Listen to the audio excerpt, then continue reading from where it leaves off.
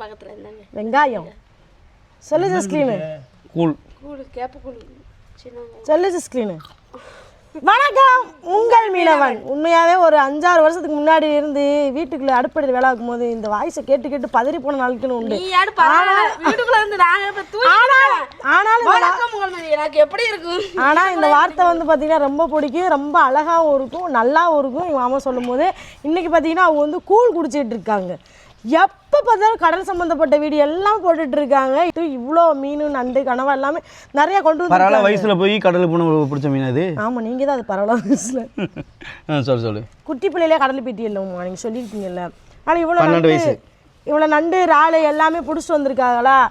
எப்போ என்ன கேட்டாலும் தப்பிச்சிருவாங்க. இன்றைக்கி ஆளை பிடிச்சி உட்கார வச்சாச்சு. எனக்கு மீனை பற்றின டவுட் வந்து நிறைய இருக்குது. அதை பார்த்திங்கன்னா எங்கள் மாமாவில் மட்டும்தான் டவுட்டை கிளியர் பண்ண முடியும். ஏன்னா இதில் பார்த்திங்கன்னா அத்தனை வகையான நண்டு மீனெல்லாம் கிடக்கு. இதெல்லாம் ஒன்று ஒன்று எப்படி இருக்குன்றதை கேட்கணும்ல. அப்படியே என் வழியே நீங்களும் தெரிஞ்சுக்கிறீங்கன்னு ஒரு நம்பிக்கையோடு நாங்கள் வீடியோக்குள்ள போகலாம். இப்போ பார்த்தீங்கன்னா இதில் எத்தனை வகை மீன் இருக்குன்னா நானும் ஜஸ்கிரீன் சொல்ல போகிறோம். ஜஸ்கிரீன் சொல்லுமா. இது வந்து கெளுத்தி ஓட்டுக்கணவா. ஓகே. இது வந்து சேரி கத்தாழை. இது என்னதுயா? இது கலவாய். என்ன கலவா? புள்ளி கலவா. அப்படி சொல்லு. கலவால நிறைய வகை இருக்கு. கலவான் பேர் வந்திருக்கா இந்த வாருக்கு.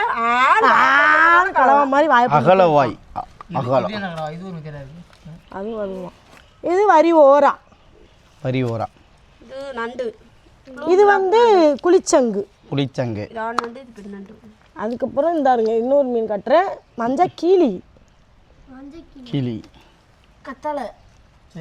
யாரை பார்த்து கத்தாழைன்னு சொல்ற? எங்க ஊர்ல வந்து ஒரு வழக்கு சொல்றேன். எப்படின்னா யாராவது ரொம்ப அதிகமா பேசுனா முரட்டு கத்தாழையா இருக்கும் போல. அதிகமா பேசினாலம்மா மண்டைக்கு சம்பந்தம் இல்லாம பேசுறது. முதல்ல கத்திக்கிட்டே இருந்தாங்கன்னா கத்தாழைன்னு சொல்லுவாங்க. கத்தாழை மாதிரி கத்தாதடா அப்படின்னு. அதுக்கு வந்து ஏன் அர்த்தம் அப்படின்னு உனக்காவது யாருக்கா தெரிஞ்சிருக்கா? அது ஏன் மீன் பேரை கொண்டு வச்சிருக்காங்கன்னு தெரிய மாட்டேங்குது. கத்தாழை இவ்வளவு நல்லது, அதை எப்படி குறை சொல்ல முடியும்? அதான் இந்த வளருமே கத்தாழை. நீங்க திம்பாங்களே கத்தாழைனா இந்த கத்தாழை வந்து ரால் வலையில வரும். அப்படி நிறைய வரும்போது நம்ம வேலை பார்க்கணும்ல. அந்த தவளை கூட்டமா தக்கன்னு கத்தும்ல, அதே மாதிரியே கத்தும். நம்மள வேலை பார்க்க விடாம டிஸ்டர்ப் பண்ணி டென்ஷன் ஆயிடுவாங்க. அந்த கத்தாழை கத்துறதை பார்த்துட்டு எல்லாரும் டென்ஷனில் கத்திட்டு தான் சொல்லுவாங்க. அந்த கத்தாழையை மைண்டில் வச்சுக்கிட்டு தான் கத்தாழை மாதிரி எப்பவும் கத்திக்கிட்டு. ஏன்னா இது வலையில் சாகுற வரைக்கும் கத்திக்கிட்டே தான் இருக்கும். நல்லா இருக்குல்ல செஸ்கிலு. மீன் சவுண்டு விடுமானா நிறைய பேருக்கு தெரியாது. ஆனால் இந்த கத்தாழை மீன் இருக்குல்ல, சவுண்டு பயங்கரமாக விடும். ஒன்று வந்துச்சுன்னா குக்கு குக்குன்னு கேட்கும். அந்த தவளை கத்தும்ல அப்படியே தான். அப்படியே ஒரு வளவுல வந்துருச்சுன்னு வைவேன், நம்ம கடல்ல இருக்கமா காட்டுக்குள்ள இருக்கமா தெரியாது. அந்த அளவுக்கு டென்ஷன் ஆயிரும். ஆமா. அடுத்து அதுக்கப்புறம் ஜஸ்கிரீன் இது மாமா ஓரா. இந்த ஓராவில் என்ன சொல்லுவாங்கன்னா, இந்த ஓரா முள் இருக்குல்ல, குத்துச்சுன்னு வைவேன், இந்த முள் இருக்கா இந்த கவுண்டு என்ற வரைக்கும் கட்டுமையா கட்டுக்குன்னு சொல்லுவாங்க. என்னது இந்த கோடா? 1 2 இது இருக்கு. இதுல நிறைய இருக்கு. ஓரா, புள்ளி ஓரா, இந்த மாதிரிலாம் இருக்கு. அந்த அளவுக்கு சரியான ஒடி கடுக்கும். எப்படி கடுக்குன்னு சொன்னோம்னா, நீ தேன்கொலை வீட இந்த பெருசு கடந்தன்னு ஒன்று இருக்கு பார்த்திருக்கியா? நம்ம வீட்டில் இருக்குமே முன்னாங்க ஓட்டுக்குள்ள. அதுகிட்ட குத்துவாங்கன்னா எப்படி இருக்குன்னா, தேன்குலவி வந்து கொஞ்சம் கம்மியாக கடுக்கும், கடந்த கொஞ்சம் அதிகமாக கிடக்கும். அந்த அளவுக்கு கடுக்குன்னா கொஞ்ச நேரம் பேசவே முடியாது, அந்த அளவுக்கு கடுக்கும். சில பேருக்கு வந்துக்கிட்டு நெஞ்சுக்குள்ளே அடைக்கும். அது அவங்களுடைய ரத்தத்தை பொறுத்து இருக்கு. அவங்களுக்கு அந்த பித்த உடம்பு அந்த உடம்புலாம் சொல்லுவாங்க. ஒரு உடம்பு எனக்கெல்லாம் ஓரா குத்துனா ஒரு மாதிரி முணுக்குன்னு சொல்லும், அவ்வளோதான். ஆனால் கெழுது சுங்காங்கெழுது குத்துச்சுன்னு தூக்கி படுத்துருவான். அவன்லாம் இன்னொரு வகை. இதெல்லாம் மீன் முள்ளில் மட்டும்தான். இந்த உள்ள முள்ளில் இருக்காது, வெளியே ஒரு முள். மீன் கடவுள் வந்து எல்லாத்துக்குமே பாதுகாப்புக்குன்னு ஒன்று படைச்சிருக்காரு. ஏன்னா உலகமே உணவு சங்கிலின்னு சொல்லுவாங்க. ஒன்று அடித்து சாப்பிட்ற மாதிரி தான். இப்போ இந்த நண்டுக்கு ஏன் கால் கொடுத்துருக்காங்கன்னா, இந்த கால் வந்துக்கிட்டு ஏதாவது இறைய பிடிக்கிறதுக்கோ இல்லை இது ஏதாவது தாக்கம் வந்தால் கடிக்கிறதுக்கோ அந்த மாதிரி. இந்த மீன்களுக்கு என்னதுக்காண்டி வச்சுருக்காங்கன்னா, இந்த மீன் முள் ஏதாவது கடிக்க வந்தால் அது குத்துச்சுன்னா அதுகளுக்கு அந்த விஷம் தாக்கி அதுக்கு அதை தாக்க முடியாது அப்படின்னு சொல்கிறக்காண்டி இந்த கெழுதுக்கு 3 முள் படைச்சிருப்பார். இந்த கெழுதுக்குள்ளே நிறையா முள் இருக்கும். எந்த முள் குத்துனாலும் கடுக்காது. ஆனால் அந்த வெளியே உள்ள 3 முள் மட்டும் குத்துச்சுன்னா பயங்கரமாக கடுக்கும். இதே மாதிரியா இன்னொரு கெளுத்தி கஞ்சா கெளுத்தி இருக்குன்னு சொல்றீங்கல்ல, அதுக்கு ஏன் கஞ்சா கெளுத்தின்னு பேர் வந்துச்சு? கஞ்சா கெளுத்தி இல்லை, கஞ்சா கெழுது. கஞ்சா கெழுது அதுக்கு ஏன் கஞ்சா கெழுதுன்னு பேருனா, இப்போ ஒரு மனிதனுக்கு ஒரு இப்போ குத்துதுல, இப்போ என்ன மாதிரி ஆள் குத்துச்சுன்னா அதோடைய வலியை நான் ரொம்பவே உணர்வேன். ஆனால் சொல்லுவாங்க இந்த கஞ்சா அடிக்கிறவங்களுடைய இது எப்படின்னா, அவங்க சுயநலவில் இருக்க மாட்டாங்க, அவங்களுக்கு என்ன நடக்கணும் கூட தெரியாது அப்படின்னு சொல்லுவாங்க. இப்போ ஆளுக்கு அப்படி சொல்லும்போது அவங்களுக்கு கூட அது குத்துச்சுன்னா அவங்கள கூட தூக்கி வீசிடும். அந்த அளவுக்கு அதில் கடுப்புத்தன்மை இருக்கும். அதனால தான் எனக்கு அதில் ஒரு சின்ன அனுபவம் கூட இருக்குது. ஒருத்தர் முத கடலுக்கு வந்தார், எனக்கு நல்ல ஞாபகம் இருக்குது. அவர் கடலுக்கு வரும்போது பெரிய ஆள், அண்ணே என்னை கடலுக்கு கூட்டு போங்கண்ணே, நான் கஷ்டப்படுறேண்ணே, நீ கூட்டு போங்கண்ணே சொல்கிறேன். நான் ஆமாம் போகாத ஆள். அப்போ நான் சொல்கிறேன் எனக்கு கடலுக்கு வந்தால் வாந்திலாம் வரும்னே அப்படின்னு நான் சொல்கிறேன். அவர் கேட்காம இல்லை தம்பி நான் கற்றுக்கிறேன் தம்பி, எப்படியாவது நான் கற்றுக்குறேன், எனக்கு சொல்லி கொடுத்துரு அப்படின்னு சொல்கிறாரு. அட கடலுக்கு கூப்பிட்டு போயிட்டோம்.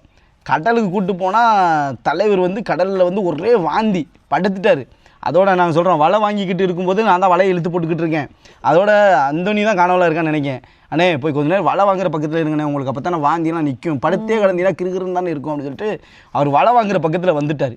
நான் கஞ்சா கெழுது இருந்துச்சா, கஞ்சா கெழுதை அண்ணே உங்கள் மேலே கஞ்சா கெழுது அண்ணே கொஞ்சம் நவண்டுக்குறீங்கண்ணே, இது மேலே குத்துனா இது நீங்கள் இதை தொட வேணாம் அப்படின்னு சொல்லிட்டு ஆரைக்கனை எங்கள் அண்ணனை எடுக்க சொல்லிவிட்டு நான் வலையிலேருந்து கஞ்சா கெழுது இப்படி தூக்கி இப்படி போட்டேன்னா வலை கீழே உள்ள குச்சில் கொழுவிட்டு இப்படி போன கெழுது இப்படி நான் தூக்கி 10 போடுறேன். அது கொழுவுனது பொறுத்து ரிட்டன் அவர் தொட்டையிலே விழுந்துச்சு பாரு. அப்படியே உளுந்த ஸ்பீடுக்கு ரத்தம் சக்குன்னு பீச்சு அடிச்சுட்டு அதோட மாலு மயங்கி அன்னைக்கு தலையில் தவறுக்கு இருந்திருக்கு அந்த கெழுவுல. அதோட அவரை தூக்கிட்டு போய் ஆஸ்பத்திரியில் சேர்த்து, அதான் பழமொழி சொல்லுவாங்க, நாய் அடிப்பானே பியச்சம்பானு ஒரு பழமொழி கதை மாதிரி தூக்கிட்டு போய் ஆஸ்பத்திரியில் போட்டு அவர் அண்ணே இனிமேல் நான் சாகுற காலத்துக்கு கடல் தொழிலே பார்க்க மாட்டேன்னு ஓடிட்டாப்புல. ஏன்னா இந்த கெழுதை பற்றி சொல்லும்போது என்னுடைய அனுபவத்தை நான் சொல்கிறேன். அப்போ அது வருத்தமானது இருக்கு. ஆனால் இப்போ கொஞ்சம் சிரிப்பு வருது. ஏன்னா பாவம் எங்கேயே இருந்த மனுஷன் தானாக போய் மாட்டிக்கிட்டாரு. அவர் தான் கடவுள் யார் என்ன அவரை கடல் தொழிலே பார்க்கக்கூடாதுன்னு கடவுள் வச்சுட்டார். அதனால தான் அப்படி ஒரு சூழ்நிலை. நான் எங்கேயோ போட்ட பொருள் அவர் மேலே போய் உழுது. அதான் அவருக்கு அட்டியில் படுத்து கிடந்தவர் அந்தனி தான் அப்போ தான் அனுப்பி வைக்கான், நான் போங்கண்ணே. சரி, அடுத்து இவன் ஏன் பேர் சேரி கத்தாழைன்னு வந்துச்சு? இது கத்தாழையில் நிறையா வகை இருக்குது. சேரி, கூரை கத்தாழை, சேரி கத்தாழை, புள்ளி கத்தாழை, கத்தாழை 4 வகை இருக்கா? அதில் பண்ணாவும் கத்தாழை வகையில் தான் சேரும். இதில் கூரை கத்தாழை இருக்குல்ல, அதை பற்றி சொல்லவே தேவை வேணும். அவன் தான் உலக சூப்பர் ஸ்டாரு. எப்படி வஞ்சரம் வந்துக்கிட்டு சூப்பர் ஸ்டாரோ இவர் உலக சூப்பர் ஸ்டார். சாக்கி சான் மாதிரி அவர் அவருடைய மதிப்பே கணக்கு கிடையாது. அவர் கோடி கணக்கில் லட்சக்கணக்கில் போகும். அது ஏன் அப்படின்னு கேட்டால் அந்த வயிற்றுக்குள்ளே ஒரு நெட்டி இருக்கும், ஒரு பண்ணை. அந்த பண்ணை என்ன பண்ணுவாங்கன்னா இதே அறுவை சிகிச்சைக்கு பயன்படுத்துறதுனால அது கிராம் கணக்கில் விலை போகும். அதனால அதெல்லாம் வந்துச்சுன்னா ரொம்பவே அந்த இனத்தில் இது சின்ன சின்ன கத்தாழை யூஸ் பண்ணுறாங்க. ஆமாம், இது ஆனால் டேஸ்ட்டாக பார்த்தோம்னா மண்ணு மாதிரி இருக்கும், அவ்வளோதான். சக்கை தான் சப்படின்னு இருக்கும். எப்படி உப்பு போடாமல் ஒரு உணவை சமைச்சா நமக்கு என்ன டேஸ்ட் இருக்குமோ அந்த மாதிரி இருக்கும். இது என்னதுன்னா கருவாடுக்கு சூப்பராக இருக்கும். கருவாடுக்கு ஏன்னா உப்பு சேர்ந்துடும் ஆல்ரெடி. அதனால இந்த மீனுக்கு இது கருவாடுக்கு தான் கத்தாழை கருவாடு தரமாக இருக்கும். அடுத்து கனவாவை நீங்கள் கனவாவே கேளு. ஏன் கனவாவுக்கு இது மட்டும் ரொம்ப 2 நீளமாக இருக்குது அப்படின்னு கேளு. 2 மட்டும் நீளமாக இருக்குது, ஏன் முதுகு பகுதி இப்படி இருக்குது அப்படின்னு சொல்லி கேளு. ஆமாம், சொல்லு. ஓகேவா? அடுத்து கனவா. இதில் எனக்கு 2 டவுட் இருக்குது. அந்த நார்மல் பீலி கனவால அந்த ஓடு கண்ணாடி மாதிரி குட்டியாக இருக்கும். நைஸாக ஓலை மாதிரி இருக்கும், மடங்கு பெருசாக ஆம ஓடு மாதிரி இவ்வளோ பெருசாக இருக்குது. அதுக்கப்புறம் பார்த்தீங்கன்னா இந்த கூந்தலில் இந்த 2 கூந்தல் மட்டும் ஏன் பெருசாக இருக்குது? இது கனவா ஆண் கனவா பெண் கனவா இருக்குது, சரிங்களா? கனவாலைமா? ஆமாம். அப்படின்னா இப்போ எப்படி ஆண் நல்லா இருக்குது, இது ஒரு கேள்வியாக கனவாயிலுமா எனக்கு தெரியாது. ஒருவேளை பீலி கனவா தான். இது பெண் கனவா, அதனால தான் கூந்தல் நல்லா பெருசாக இருக்குது. அது மட்டும் கிடையாது, இதுதான் இதோடைய வேட்டை. இது எப்படின்னா அது உங்களுக்கு கூந்தல் இல்லை, நீங்கள் ஆண்கள் இந்த இருக்கு பாருங்க. இது இந்த பகுதி இருக்குல்ல, இது ஒரு மீனை ஏதாவது ஓடிச்சுன்னா அப்படியே தூக்கி வீசி இந்த இருக்கு ஒரு அப்படியே கேட்ச் பிடிச்சி இந்த இருக்குவார், இந்த வாய் இருக்கும் மாதிரி, இந்த இருக்குவார் வால் கிளிப்பல் மாதிரியே இருக்கும். இதுக்குள்ளே இதை கடிச்சு திங்கும். இதுதான் அது கொண்டு இது பிடிச்சி திங்கிறதுக்கான அது பயன்படுத்துறது. இது எதை எல்லாமே பிடிக்கிற மாதிரி இருக்கும். இது மட்டும் தூரத்தில் போகிறவரை பிடிக்கிறதுக்கு. தூரத்தில் போனவன் பிடிச்சி அதுக்கப்புறம் தூண்டில நம்ம தூண்டில வீசி பிடிக்கிறோம்ல இப்போ வலை விட்டு பிடிக்கிற பக்கத்தில் பிடிக்கிறது தூண்டி விட்டு பிடிக்கிற மாதிரி இவருக்கு ஒரு தூண்டி எப்படின்னா அவரை வச்சு பிடிச்சி இவரை வச்சு மெதுவாக அதே மாதிரி இது வந்து கேடயம் இதுக்கு ஒரு கேடயம் தான் இது போய் என்ன பண்ணுவா மண்ணுக்குள்ளே போய் உட்காந்துக்கிறோம் இந்த மண்ணுக்குள்ளே இது இப்படி பிதஞ்சிருந்த உடனே இது மேல் பகுதி ரொம்ப கேடயமாக இருக்குமா ஏதாவது ஒரு மீன் தாக்குனா இதை வந்து அவ்வளோ சீக்கிரம் இதை உடைக்க முடியாது அப்போ அதனால அதுகளுக்காண்டி இது இருக்குது ஒவ்வொரு கனவாவும் ஒவ்வொரு மாதிரி இந்த ஓடு இருக்குல்ல இந்த ஓடு வந்துக்கிட்டு ரப்பர்ஸுக்கும் அதிகமாக கொடுக்க பயன்படுத்துவாங்க அது மட்டும் கிடையாது இதுக்குள்ளே ஒரு மை இருக்கும் கருப்பு மை அந்த மை என்ன ஆகும் தெரியுமா புச்சுக்குன்னு அடிச்சிச்சுன்னா அந்த ஏரியாவே கருப்பாயிரும் கருப்புனா என்ன ஆகும்னா அந்த மைய இந்த இதுக்குள்ளே இருக்கிற மைய பை இத்தனை கொண்டு தான் இருக்கும் ஆனால் எனக்கு தெரிஞ்சு ஒரு 50,000 லிட்டரையாவது கருப்பாக்குற அளவுக்கு அதில் ஒரு அவ்வளவு பவர் இருக்கும் அதில் ஏன்னா நம்ம கையில் ஒட்டுனதை கலக்குனாலே அவ்வளோ கருப்பு எவ்வளோ கருப்பாக இருக்கும்னா கணக்கே கிடையாது அவ்வளவுக்கு இது இருக்கும் சரி பழம்புரி இதெல்லாம் பற்றி நிறையா சொல்லிட்டோம் அதனால் இந்த இடத்துல வேணாம் இதில் இப்போதைக்கு கொஞ்சம் டவுட்டு தான் நம்ம சொல்லியிருக்கோம் ஏன்னா ரேடியோவே ரொம்ப லென்த்தாக போகுது ஒவ்வொரு நாளும் இந்த மாதிரி கண்டென்ட் உங்களுக்கு வேணும்னா ஏதாவது ஒரு மீனை பற்றி நாங்கள் உட்காந்து இந்த மாதிரி அரட்டை அடிக்கிறோம் உங்களுக்கு அது ஒரு தகவலும் தெரிஞ்ச மாதிரி இருக்கும் நாங்களும் பேசிக்கிட்டு வரோம் இது வந்து மஞ்சள் போட்டிருக்கனால மஞ்சள் கிளி சாம்பு போடுறது வந்துக்கிட்டு சாதா கிளி இது மஞ்சள் போட்டு குளிக்கும் மஞ்சள் தேய்ச்சி குளிக்கையில கண்ணை கொத்துங்களா இந்த கிளியா அது வேற கிளி பக்கத்தில் தம்பி வச்சுட்டு